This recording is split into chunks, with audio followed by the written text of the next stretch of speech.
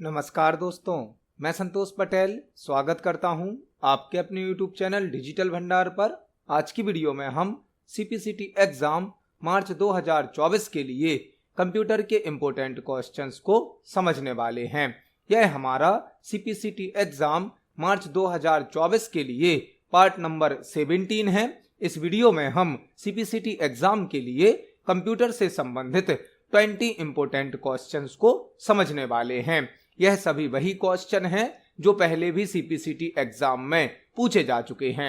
जब हम एक क्वेश्चन को समझते हैं तो उससे संबंधित हमें कई प्रकार के और भी क्वेश्चन तैयार करने मिलते हैं। आप सभी क्वेश्चंस को नोट जरूर करें, क्योंकि पेपर में एक क्वेश्चन से संबंधित कई प्रकार के और भी क्वेश्चन बन सकते हैं। चलिए शुरुआत करते हैं आज की इस वीडियो का। देखते हैं आज का हमारा पहला क्वेश्चन क्या है। पहला क्वेश्चन हमसे पूछा गया है, निम्नलिखित में से कौन सा सॉफ्टवेयर शेयरवेयर की श्रेणी में आता है। निम्नलिखित में से कौन सा सॉफ्टवेयर शेयरवेयर की श्रेणी में आता है। पहला क्वेश्चन सॉफ्टवेयर से संबंधित है। हमें यहाँ पर 4 सॉफ्टवेयर के नाम दिए गए हैं। हमसे पूछा गया है निम्नलिखित में से कौन सा सॉफ्टवेयर शेयरवेयर की कैटेगरी में आता है। शेयरवेयर सॉफ्टवेयर कौन से होते हैं? ऐसे सॉफ्टवेयर जो कंपनी के द्वारा कुछ समय तक फ्री यूज करने दिए जाते हैं और कुछ समय के बाद हमें इन सॉफ्टवेयर को परचेस करना होता है। मतलब ऐसे सॉफ्टवेयर जो कंपनी ट्रायल के लिए फ्री देती है और ट्रायल पीरियड खत्म होने के बाद हमें इन सॉफ्टवेयर को परचेस करना होता है, तभी हम इन्हें यूज कर सकते हैं। वह सॉफ्टवेयर कहलाते हैं शेयरवेयर सॉफ्टवेयर। मतलब कंपनी में इन सॉफ्टवेयर को कुछ दिन तक फ्री यूज करने की सर्विस दी जाती है। जब वह उतना टाइम खत्म हो जाता है, फिनिश हो जाता है, तो उस टाइम के बाद हमें सॉफ्टवेयर को परचेस करना होता है। जो कंपनी इन सॉफ्टवेयर को बनाती है वह कुछ दिन तक इनको फ्री यूज करने की सर्विस प्रोवाइड करती हैं। उतने दिनों के बाद हमें सॉफ्टवेयर को परचेस करना होता है, तभी हम सॉफ्टवेयर यूज कर सकते हैं। वह कहलाते हैं शेयरवेयर सॉफ्टवेयर, जो कि यहाँ पर है बिनजिप सॉफ्टवेयर। बिनजिप एक शेयरवेयर सॉफ्टवेयर है जिसका उपयोग किसी फाइल की जिप फाइल बनाने के लिए किया जाता है। जिप फाइल मतलब एक फाइल को कंप्रेस करने के लिए। कंप्रेस करने का मतलब होता है फाइल की साइज को कम कर देना। बिनजिप एक शेयरवेयर सॉफ्टवेयर का एग्जाम्पल है जिसका यूज जिप फाइल बनाने के लिए किया जाता है, जिससे हम फाइल की साइज को कम कर सकते हैं, मतलब कंप्रेस कर सकते हैं। इस क्वेश्चन का आंसर होगा ऑप्शन नंबर डी, बिनजिप एक शेयरवेयर सॉफ्टवेयर होता है। देखते हैं हमारे नेक्स्ट क्वेश्चन को। नेक्स्ट क्वेश्चन है, एक blank section break MS word में अनुगामी मतलब फॉलोइंग पेज पर एक नया सेक्शन शुरू करता है। एक blank section break MS word में अनुगामी मतलब फॉलोइंग पेज पर एक नया सेक्शन शुरू करता है।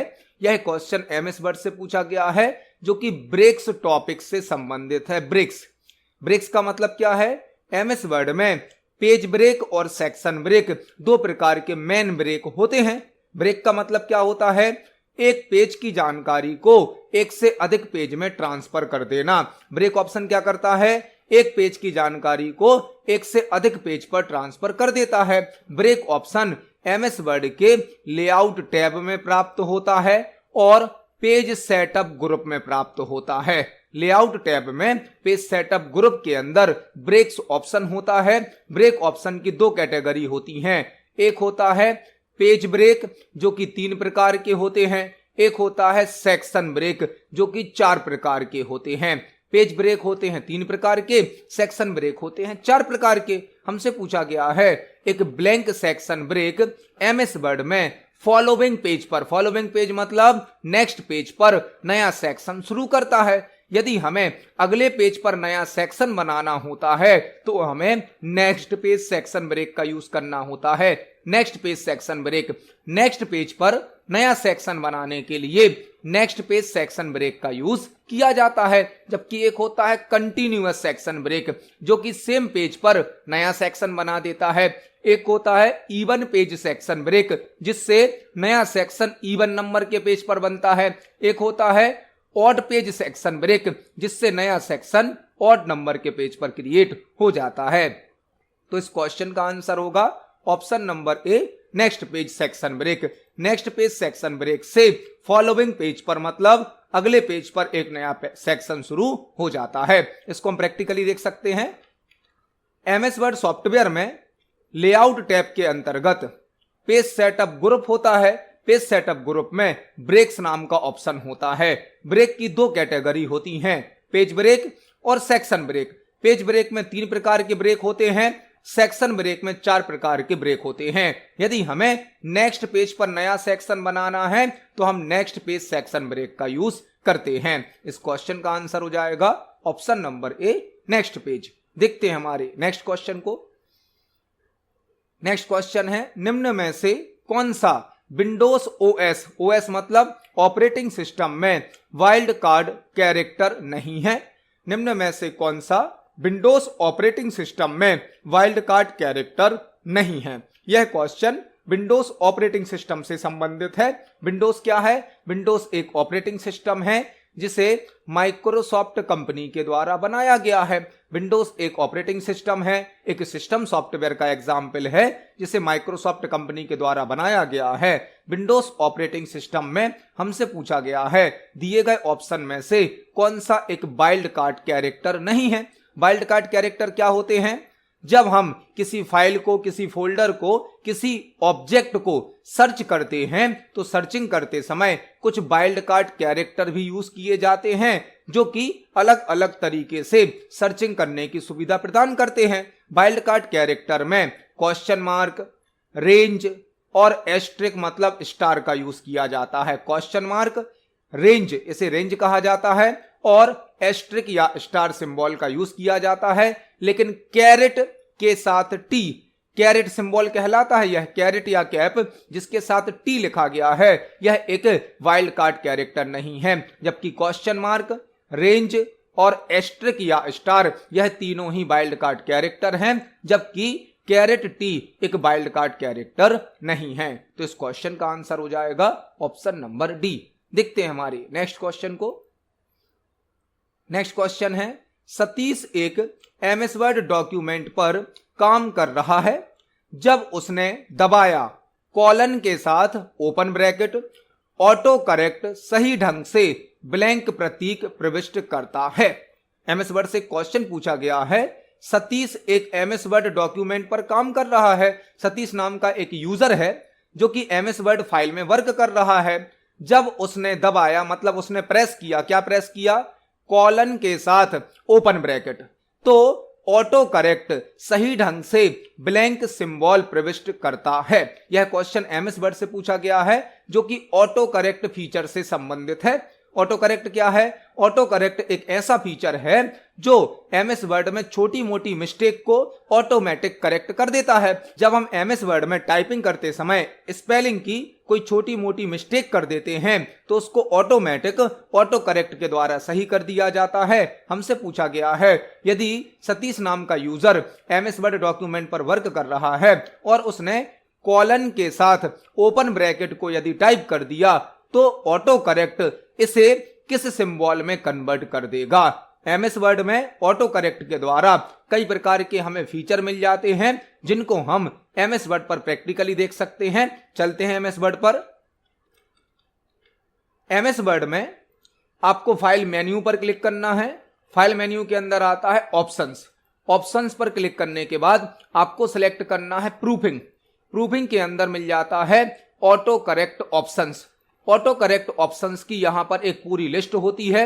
जब आप इस लिस्ट में चेक करेंगे तो आपको देखने मिलेगा हम कई प्रकार के इमोजी, कई प्रकार के आइकन यहां पर देख सकते हैं। आप जब यह लिस्ट चेक करेंगे तो आपको इन सभी इमोजी के कोड यहां पर नोट कर लेने हैं। जैसे कि कॉलन और ओपन ब्रैकेट के साथ कौन सा इमोजी क्रिएट होता है, कॉलन डैश ओपन ब्रैकेट के साथ कौन सा इमोजी क्रिएट होता है, यहां पर पूरी एक लिस्ट दी गई है। इसमें से आप सभी इमोजी के कोड और उनका आइकन जरूर नोट करें क्योंकि पेपर में इस प्रकार के 2-3 क्वेश्चन आ चुके हैं। ऑटो करेक्ट में पूरी एक लिस्ट होती है, इस लिस्ट को आपको जरूर चेक कर लेना है।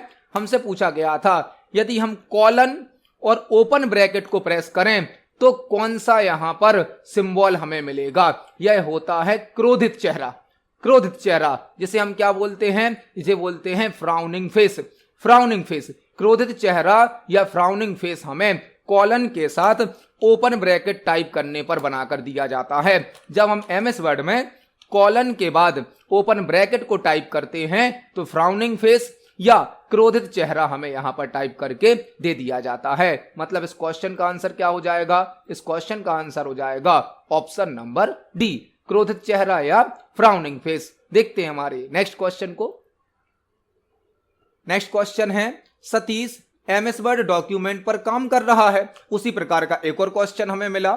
यह सभी क्वेश्चन सीपीसीटी के पुराने पेपर में पूछे जा चुके हैं। जो भी क्वेश्चन आपको वीडियोस में तैयार कराए जा रहे हैं, यह सभी क्वेश्चन ऑलरेडी सीपीसीटी के पेपर में पूछे जा चुके हैं। यह क्वेश्चन भी उसी प्रकार का है। सतीश एमएस वर्ड डॉक्यूमेंट पर काम कर रहा है। जब वह टाइप करता है, क्या टाइप करता है, कॉलन, डैश और ऑटो करेक्ट स्पष्ट रूप से एक ब्लैंक प्रतीक सम्मिलित करता है। उसी प्रकार का एक और क्वेश्चन मिला, इसीलिए हमने आपसे बोला है ऑटो करेक्ट ऑप्शन में जाकर आप सभी इमोजी के कोड देख लें, उनको नोट कर लें, क्योंकि इस प्रकार के क्वेश्चन पेपर में आ चुके हैं। हमसे अब यहां पूछा गया है, यदि हम कॉलन डैश और सिंबल को टाइप करेंगे तो हमें यहां पर कौन सा इमोजी या कौन सा प्रतीक दिया जाएगा।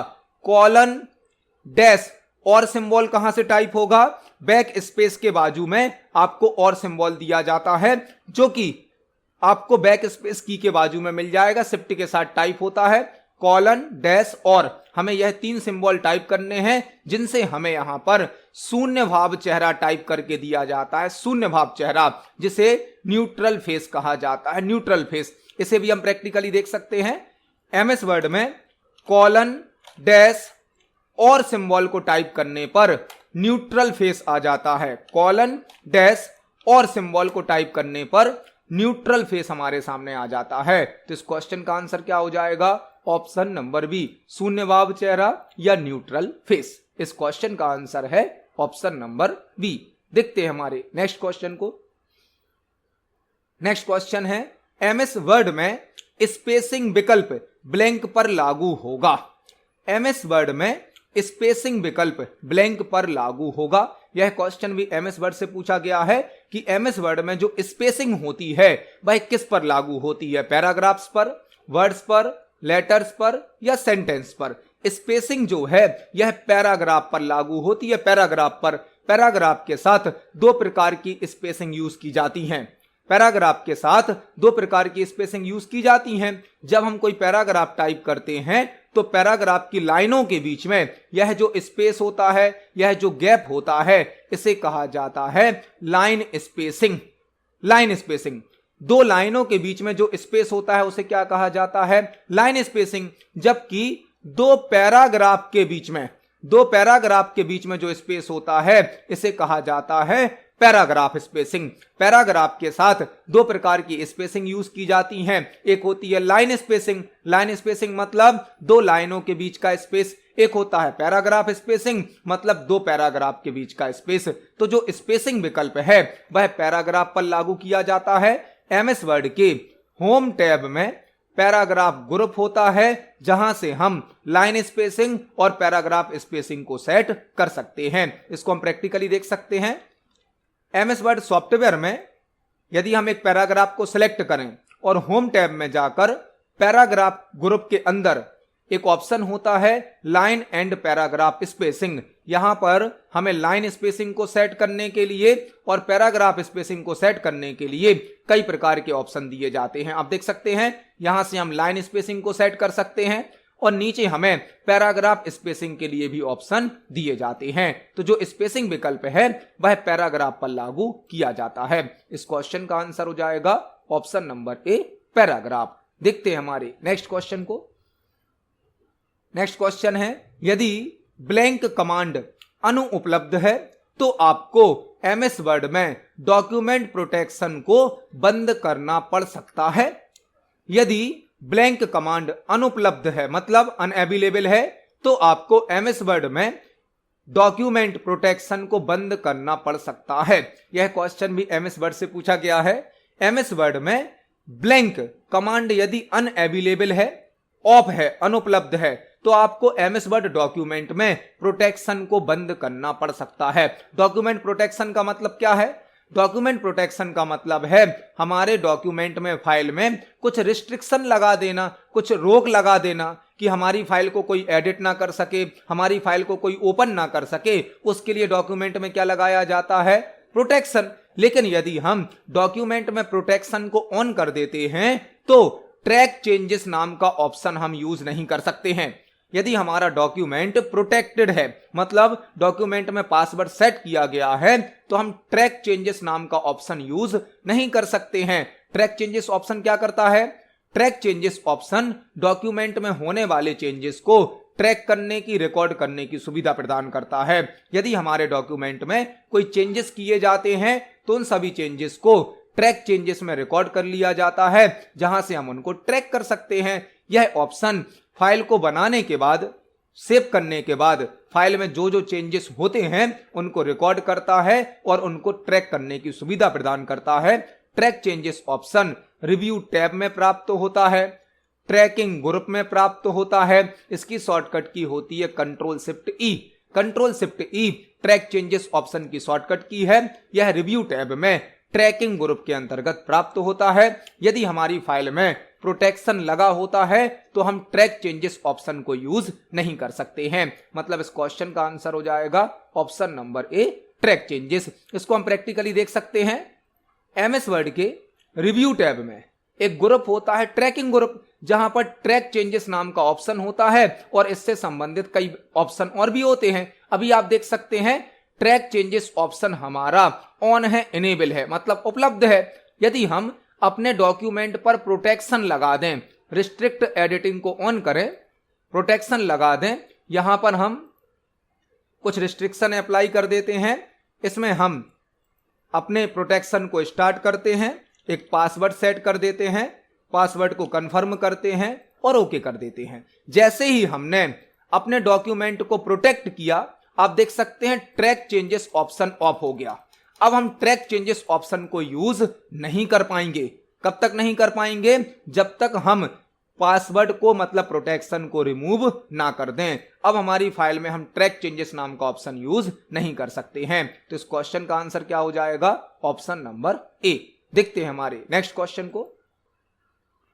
नेक्स्ट क्वेश्चन है, निम्नलिखित में से कौन सी एक नेटवर्क नोड है जो दो अलग अलग नेटवर्क को जोड़ता है, जो इंटरनेट पर संचार करने के लिए अलग अलग प्रोटोकॉल का उपयोग करते हैं?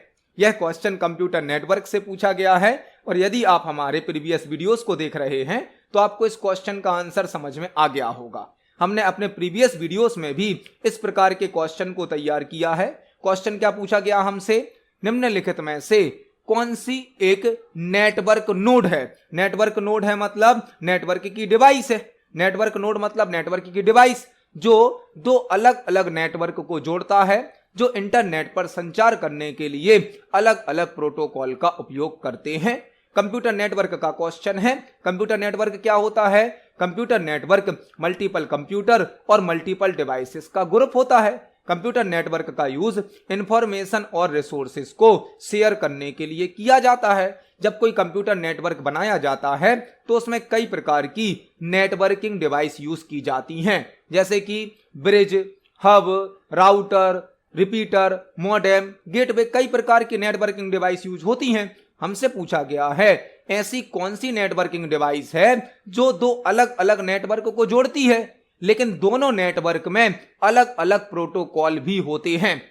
जब हम दो अलग अलग नेटवर्क को जोड़ते हैं तो उनको जोड़ने के लिए हम ब्रिज का भी यूज कर सकते हैं, गेटवे का भी यूज कर सकते हैं। दो अलग अलग नेटवर्क को जोड़ने के लिए ब्रिज का भी यूज किया जाता है, गेटवे का भी यूज किया जाता है, मगर ब्रिज केवल ऐसे नेटवर्क को जोड़ता है जिनमें एक समान प्रोटोकॉल यूज किए जाते हैं। एक समान प्रोटोकॉल वाले दो नेटवर्क को जोड़ने के लिए ब्रिज का यूज किया जाता है, जबकि दो अलग अलग प्रोटोकॉल यूज करने वाले नेटवर्क को जोड़ने के लिए गेटवे का यूज किया जाता है। मतलब इस क्वेश्चन का आंसर क्या होगा? Option number D, gateway. Gateway एक ऐसी डिवाइस है जो अलग अलग प्रोटोकॉल यूज करने वाले नेटवर्क को आपस में जोड़ देती है। तो इस क्वेश्चन का आंसर होगा ऑप्शन नंबर डी, गेटवे। देखते हैं हमारे नेक्स्ट क्वेश्चन को। नेक्स्ट क्वेश्चन है इलेक्ट्रॉनिक स्प्रेडशीट में सेल के संदर्भ में निम्नलिखित में से कौन सा कथन गलत मतलब की फॉल्स है। इलेक्ट्रॉनिक स्प्रेडशीट में सेल के संदर्भ में निम्नलिखित में से कौन सा स्टेटमेंट फॉल्स है। यह क्वेश्चन स्प्रेडशीट से पूछा गया है। स्प्रेडशीट मतलब जैसे कि एमएस एक्सेल, गूगल शीट, ऐसा सॉफ्टवेयर जो कि डेटा को रो और कॉलम में अरेंज करने की सुविधा प्रदान करता है, वह कहलाता है स्प्रेडशीट सॉफ्टवेयर, जैसे कि एमएस एक्सेल। हमसे पूछा गया है इलेक्ट्रॉनिक स्प्रेडशीट में सेल के संदर्भ में निम्नलिखित में से कौन सा स्टेटमेंट फॉल्स है। सेल क्या होता है? सेल होता है रो और कॉलम का इंटरसेक्शन। जब रो और कॉलम मिलता है तो सेल क्रिएट हो जाता है। हमसे पूछा गया है इलेक्ट्रॉनिक स्प्रेडशीट में सेल के संदर्भ में निम्नलिखित में से कौन सा कथन गलत है। ऑप्शन नंबर ए क्या है? सेल संदर्भ मतलब रेफरेंस सेल के स्थान मतलब लोकेशन की पहचान करता है, यह तो सही है। प्रत्येक सेल को उसके रेफरेंस मतलब एड्रेस से पहचाना जाता है, यह तो सही है। ऑप्शन नंबर बी क्या है? एक्टिव सेल एड्रेस सूत्र बॉक्स मतलब फॉर्मूला बॉक्स में प्रदर्शित होता है, यह स्टेटमेंट गलत है। यह स्टेटमेंट गलत है। जो एक्टिव सेल होता है, एक्टिव सेल मतलब जो सेल अभी सिलेक्ट है, उसका एड्रेस फॉर्मूला बॉक्स में शो नहीं होता है, नेम बॉक्स में शो होता है, नेम बॉक्स में। मतलब यही स्टेटमेंट गलत है। जब हम किसी सेल को सिलेक्ट कर लेते हैं तो वह कहलाता है एक्टिव सेल, और एक्टिव सेल का एड्रेस नेम बॉक्स में शो होता है, फॉर्मूला बॉक्स या फॉर्मूला बार में शो नहीं होता है। हम बाकी ऑप्शन भी चेक करेंगे। सेल रेफरेंस में कॉलम, अक्षर और पंक्ति संख्या होती है, यह भी सही है। सेल में जो रो और कॉलम होते हैं, कॉलम को अल्फाबेट मतलब एबीसीडी से दर्शाते हैं और रो को नंबर से दर्शाते हैं, यह भी सही है। ऑप्शन नंबर डी क्या है? एक से अधिक सेल के चयन को सेल रेंज के रूप में जाना जाता है, यह भी सही है। यहां पर आंसर होगा ऑप्शन नंबर बी। यह स्टेटमेंट गलत है। सक्रिय सेल मतलब एक्टिव सेल का जो एड्रेस है वह नेम बॉक्स में शो होता है, ना कि फॉर्मूला बार में। तो इस क्वेश्चन का आंसर होगा ऑप्शन नंबर बी। इसको हम प्रैक्टिकली देख सकते हैं। यह हमारा एमएस एक्सेल सॉफ्टवेयर है। एमएस एक्सेल की जो वर्कशीट होती है, इसमें मल्टीपल कॉलम होते हैं, कॉलम को एबीसीडी से दर्शाया जाता है, और मल्टीपल रो होती हैं, रो को नंबर से दर्शाया जाता है। जब एक रो और कॉलम इंटरसेक्ट करता है, मिलता है, तो सेल क्रिएट होता है। जो सेल सिलेक्ट होता है उसे कहा जाता है एक्टिव सेल। एक्टिव सेल का एड्रेस नेम बॉक्स में शो होता है, नेम बॉक्स में। तो इस क्वेश्चन का आंसर हो जाएगा ऑप्शन नंबर बी। देखते हैं हमारे नेक्स्ट क्वेश्चन को। नेक्स्ट क्वेश्चन है स्प्रेडशीट के सेल में मान के दिखावट मतलब प्रकटन में परिवर्तन को ब्लैंक के रूप में संदर्भित किया जाता है। स्प्रेडशीट के सेल में मान के दिखावट मतलब प्रकटन में परिवर्तन को ब्लैंक के रूप में संदर्भित किया जाता है। यह क्वेश्चन भी स्प्रेडशीट से संबंधित है, मतलब एक्सेल से संबंधित है। स्प्रेडशीट के सेल में, सेल अभी हमने समझा रो और कॉलम का इंटरसेक्शन, में मान मतलब कोई वैल्यू, कोई डेटा के दिखावट मतलब प्रकटन में परिवर्तन को ब्लैंक के रूप में संदर्भित किया जाता है। जो सेल में डेटा भरा होता है, जो वैल्यू भरी होती है, उसका हम रिप्रेजेंटेशन कैसा करना चाहते हैं, उसको हम कैसा दिखाना चाहते हैं, उसके लिए हमें सेल की फॉर्मेटिंग करनी होती है। मतलब उसे क्या कहा जाता है? फॉर्मेट।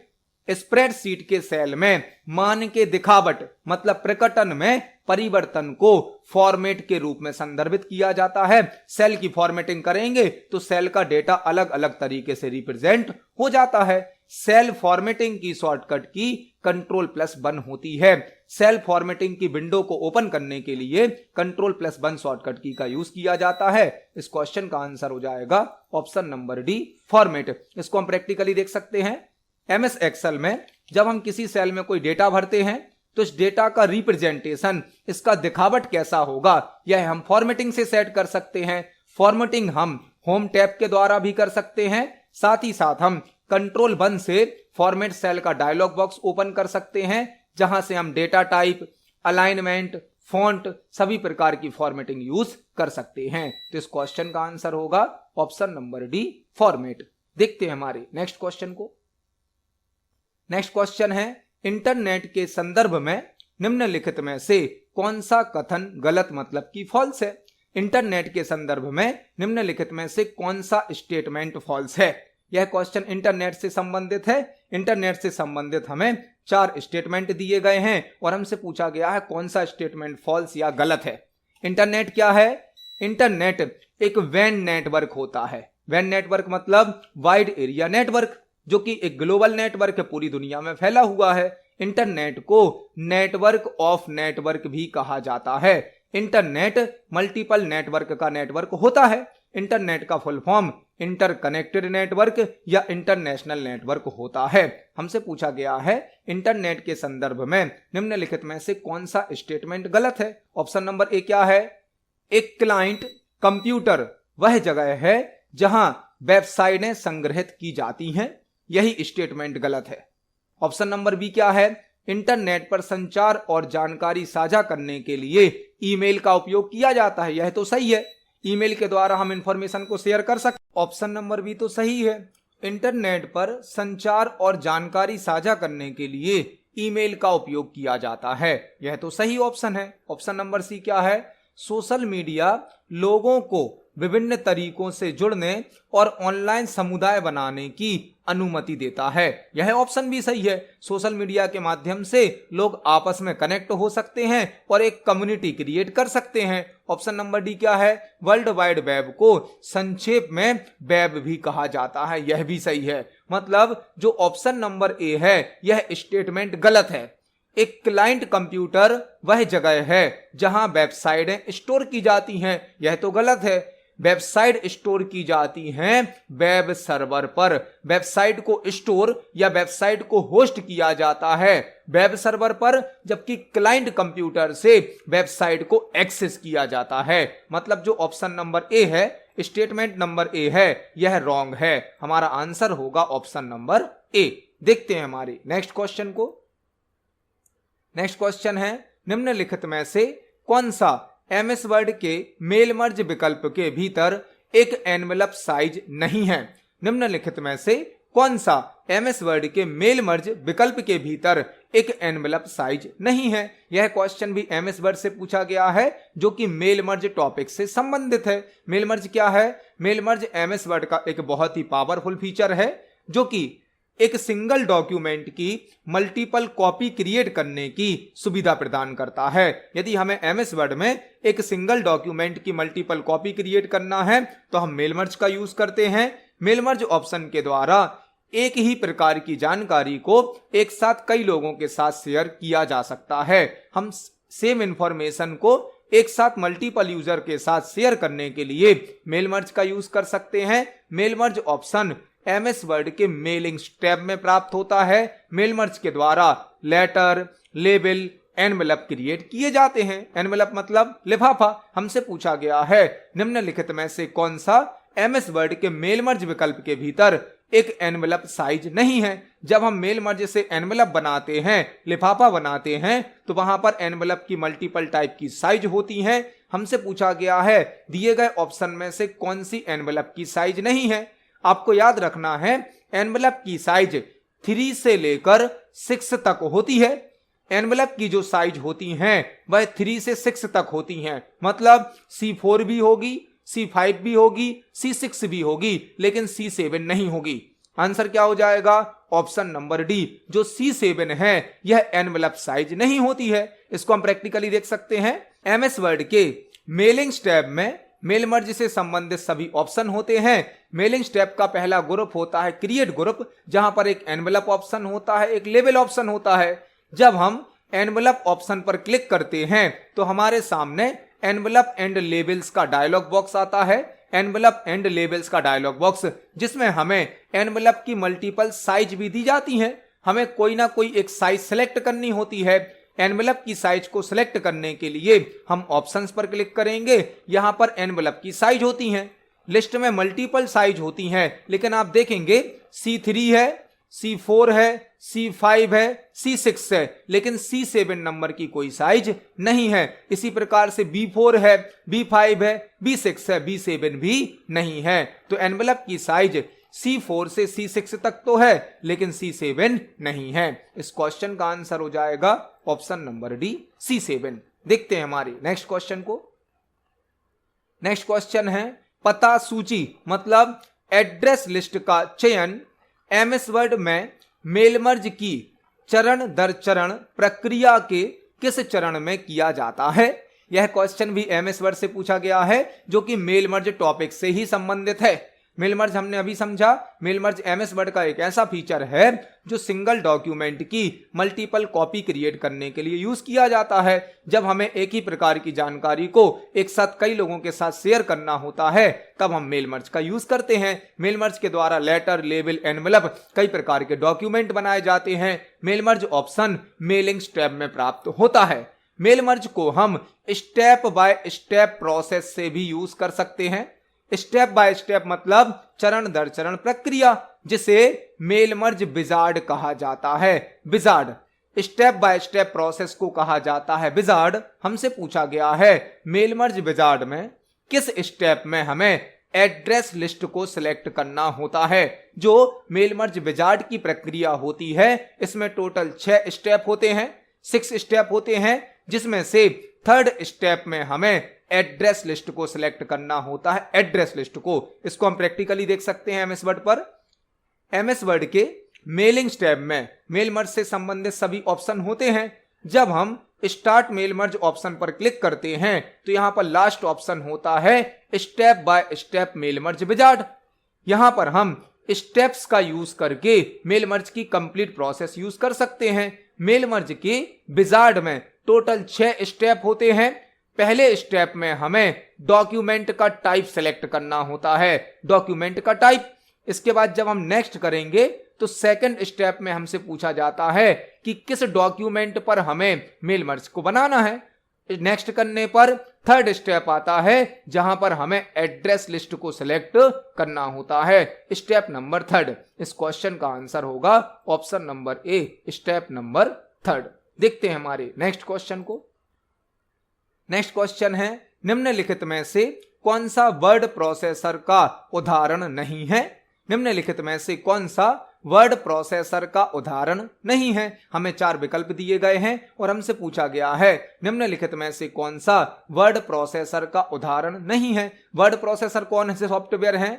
ऐसे सॉफ्टवेयर जो टेक्स्ट को टाइप करने की, एडिट करने की, फॉर्मेट करने की, प्रिंट करने की सुविधा प्रदान करते हैं, उन्हें कहा जाता है word processing software. Word processing software या वर्ड प्रोसेसर एक ऐसा सॉफ्टवेयर होता है जो कि टेक्स्ट को टाइप करने के लिए, एडिट करने के लिए, फॉर्मेट करने के लिए, प्रिंट करने के लिए यूज किया जाता है। जैसे कि MS word, open office writer, Google docs, यह तीनों वर्ड प्रोसेसर सॉफ्टवेयर हैं। लेकिन open office impress word processor नहीं है, यह तो एक प्रेजेंटेशन सॉफ्टवेयर होता है। प्रेजेंटेशन सॉफ्टवेयर जिस प्रकार से पावर पॉइंट होता है उसी प्रकार से होता है ओपन ऑफिस इंप्रेस, जिसका यूज प्रेजेंटेशन बनाने के लिए किया जाता है। तो इस क्वेश्चन का आंसर हो जाएगा ऑप्शन नंबर ए, open office impress word processor का उदाहरण नहीं है। देखते हैं हमारे नेक्स्ट क्वेश्चन को। नेक्स्ट क्वेश्चन है निम्नलिखित में से कौन सा फाइल पुल डाउन मेन्यू का विकल्प एक एमएस वर्ड डॉक्यूमेंट को बंद करने के लिए उपयोग किया जाता है। निम्नलिखित में से कौन सा फाइल पुल डाउन मेन्यू का विकल्प एक एमएस वर्ड डॉक्यूमेंट को बंद करने के लिए उपयोग किया जाता है। यदि आप हमारे प्रीवियस वीडियोस को देख रहे हैं तो आपको इस क्वेश्चन का आंसर समझ में आ गया होगा। हमने प्रीवियस वीडियोस में भी इस प्रकार का क्वेश्चन तैयार किया है और यह question word, excel, PowerPoint तीनों ही सॉफ्टवेयर में बन सकता है और एक जैसा होगा। हमसे पूछा गया है निम्नलिखित में से कौन सा फाइल पुल डाउन मेन्यू का विकल्प एमएस वर्ड डॉक्यूमेंट को बंद करने के लिए उपयोग किया जाता है। MS word, MS excel, MS PowerPoint में फाइल मेनू के अंदर एक क्लोज नाम का ऑप्शन होता है जिससे हम फाइल को या डॉक्यूमेंट को क्लोज कर सकते हैं। MS word, MS excel, MS PowerPoint तीनों सॉफ्टवेयर में फाइल मेनू के अंदर क्लोज नाम का ऑप्शन होता है जिससे फाइल को क्लोज किया जाता है। इसके लिए हम Ctrl+W शॉर्टकट की भी यूज कर सकते हैं। साथ ही साथ Ctrl+F4 Ctrl+F4 शॉर्टकट की से भी हम फाइल को क्लोज कर सकते हैं। Ctrl+W या Ctrl+F4 शॉर्टकट की से फाइल को क्लोज किया जा सकता है। तो इस क्वेश्चन का आंसर हो जाएगा option number B, close. Close option file को क्लोज करने के लिए यूज किया जाता है।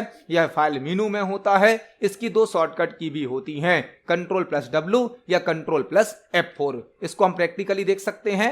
MS वर्ड के फाइल मेनू में क्लोज नाम का ऑप्शन होता है जिससे हम फाइल को क्लोज कर सकते हैं। इस क्वेश्चन का आंसर हो जाएगा ऑप्शन नंबर बी, क्लोज। देखते हैं हमारे नेक्स्ट क्वेश्चन को। नेक्स्ट क्वेश्चन है, स्प्रेडशीट में निम्नलिखित में से किसका निरूपण करने के लिए वर्णमाला मतलब अल्फाबेट के अक्षरों का उपयोग किया जाता है।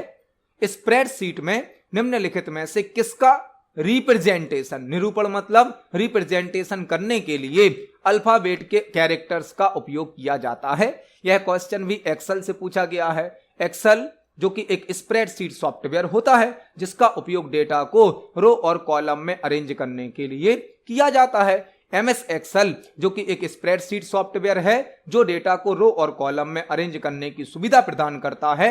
MS एक्सेल में हम जो फाइल बनाते हैं उस फाइल को कहा जाता है वर्कबुक। एक्सेल की फाइल को कहा जाता है वर्कबुक। एक्सेल के पेज को कहा जाता है वर्कशीट। एक्सेल की फाइल को कहते हैं वर्कबुक, पेज को कहते हैं वर्कशीट। एक वर्कशीट में मल्टीपल रो होती हैं और मल्टीपल कॉलम होते हैं। रो को नंबर से मतलब 1 2 3 से रिप्रेजेंट करते हैं, जबकि कॉलम को ABCD मतलब अल्फाबेट से रिप्रेजेंट करते हैं। यही हमसे पूछा गया है। स्प्रेडशीट में निम्नलिखित में से किसका रिप्रेजेंटेशन करने के लिए अल्फाबेट का यूज किया जाता है, वह होगा कॉलम। कॉलम को अल्फाबेट से दर्शाते हैं जबकि रो को नंबर से दर्शाते हैं। जब एक रो और कॉलम मिलता है, इंटरसेक्ट करता है, तो सेल क्रिएट हो जाता है। मतलब इस क्वेश्चन का आंसर होगा ऑप्शन नंबर ए, कॉलम्स। इसको हम प्रैक्टिकली देख सकते हैं। एक्सेल की वर्कशीट में कॉलम को ABCD मतलब अल्फाबेट से दर्शाया जाता है और रोस को मतलब रो को 1 2 3 मतलब नंबर से दर्शाया जाता है। तो इस क्वेश्चन का आंसर हो जाएगा ऑप्शन नंबर ए, कॉलम्स। देखते हैं हमारे नेक्स्ट क्वेश्चन को। नेक्स्ट क्वेश्चन है, FTP सर्वर से FTP क्लाइंट में फाइल स्थानांतरित करने की प्रक्रिया को ब्लैंक कहा जाता है। FTP सर्वर से FTP क्लाइंट में फाइल ट्रांसफर करने की प्रोसेस को ब्लैंक कहा जाता है। यह क्वेश्चन भी हमने प्रीवियस वीडियोस में समझा है। हमसे क्वेश्चन पूछा गया है, FTP सर्वर से FTP क्लाइंट में फाइल ट्रांसफर करने की प्रक्रिया क्या कहलाती है। FTP क्या है? FTP एक प्रोटोकॉल होता है। प्रोटोकॉल का मतलब क्या है? प्रोटोकॉल होता है सेट ऑफ रूल्स जिसका यूज कंप्यूटर नेटवर्क में प्रॉपर कम्युनिकेशन करने के लिए किया जाता है। एक नेटवर्क में कई प्रकार के प्रोटोकॉल यूज किए जाते हैं, तो FTP भी एक प्रोटोकॉल है जिसका फुल फॉर्म होता है file transfer protocol. File transfer protocol FTP का फुल फॉर्म है, जो कि नेटवर्क में या इंटरनेट पर एक कंप्यूटर से दूसरे कंप्यूटर पर फाइल को ट्रांसफर करने के लिए यूज किया जाता है। जब यूजर इंटरनेट का यूज करता है तो यूजर के पास जो कंप्यूटर होता है इसे कहा जाता है क्लाइंट कंप्यूटर, जिसे हम लोकल कंप्यूटर भी कहते हैं। जबकि एक होता है सर्वर कंप्यूटर मतलब जिस पर डेटा रखा होता है, जिसे हम होस्ट कंप्यूटर भी कह सकते हैं, जिसे रिमोट कंप्यूटर भी कह सकते हैं। क्लाइंट मतलब ऐसा कंप्यूटर जो यूजर के पास उपलब्ध है, जिसे लोकल कंप्यूटर भी कहते हैं। जबकि सर्वर, होस्ट या रिमोट कंप्यूटर ऐसा कंप्यूटर है जो कि हमारे पास उपलब्ध नहीं है, हमसे दूर है।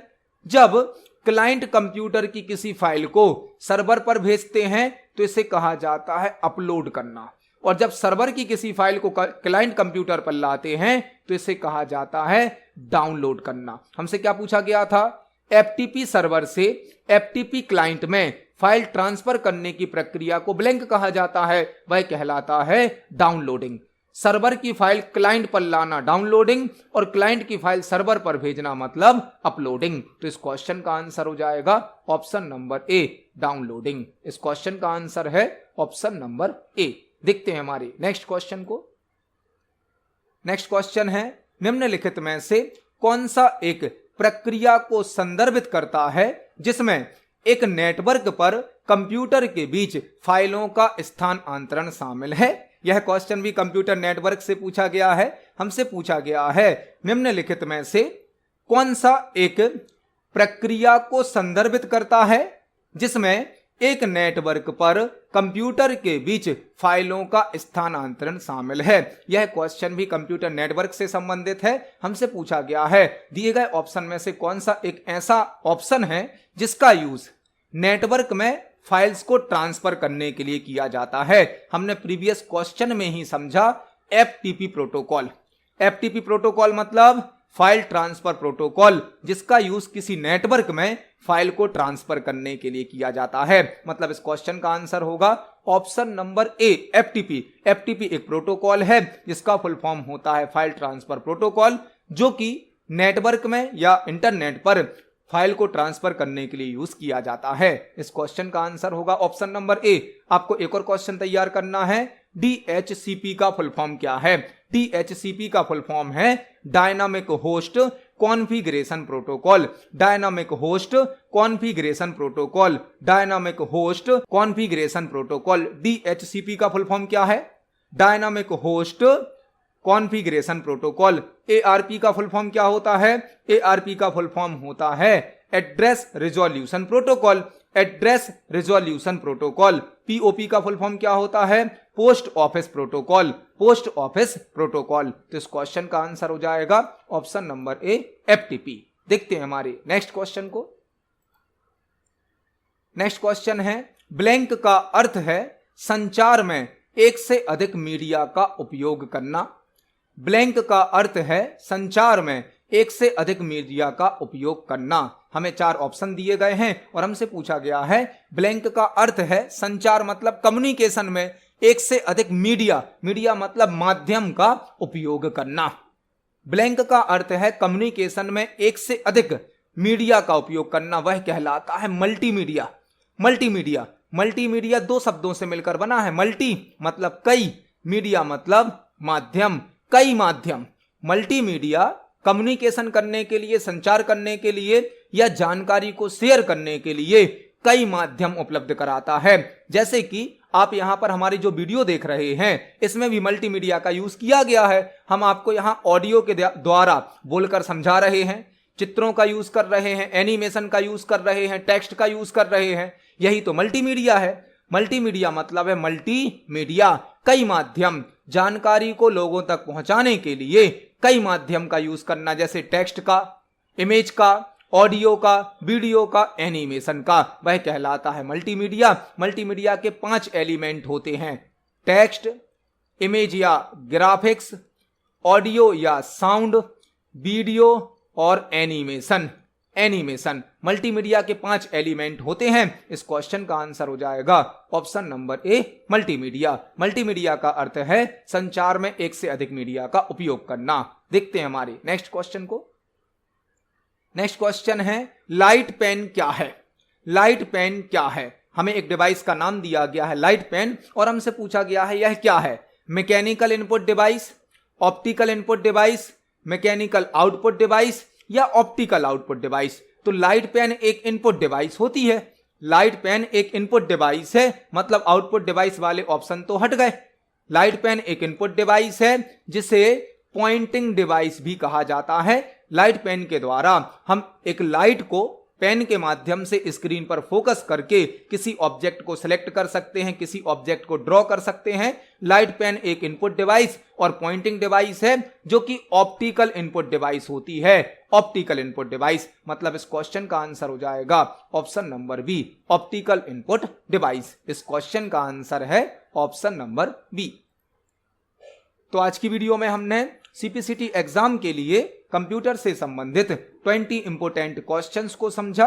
जब हम एक क्वेश्चन को समझते हैं तो हमें उस क्वेश्चन से संबंधित कई प्रकार के और भी क्वेश्चन तैयार करने मिलते हैं। आप सभी क्वेश्चंस को नोट करें। यदि आपका कोई क्वेश्चन है, कोई डाउट है तो कमेंट सेक्शन में जरूर पूछें। वीडियो पसंद आती है तो वीडियो को लाइक करें, ज्यादा से ज्यादा शेयर करें। मिलते हैं अगली वीडियो में।